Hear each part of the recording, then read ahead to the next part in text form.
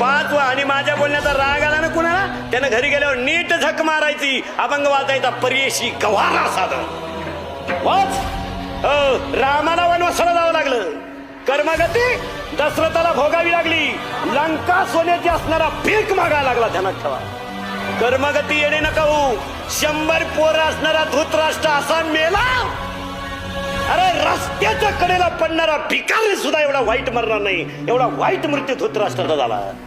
100-50 खाणारे जरा शुद्धीवर राहा. मग तुमची पोरं केंद्रात पहिले काय येईन कधी.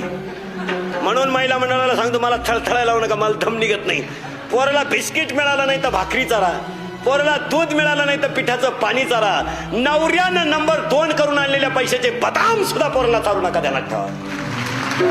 हो, आणि जर चाराल तुमची अख्खी खानदान बरबाद झाल्याशिवाय राहणार नाही. एक सुद्धा शिल्लक सुईचं येणार नाही, अशी उरफाटी तिरफाटी येणार.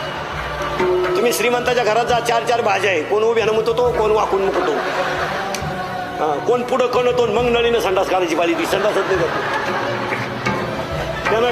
मोकार रोगी त्याला, एकाला नुसतं मीठ, एकाला काहीच नाही, एकाला नुसतं पाणी, पाण्यातच काही नाही. वाक्य लिहून घ्या, मरेपर्यंत देणार ठेवा. आसुरी संपत्ती कधी सुखानं जगू देत नाही आणि नीतीची लक्ष्मी कधी धोका देत नाही, ध्यानात ठेवा.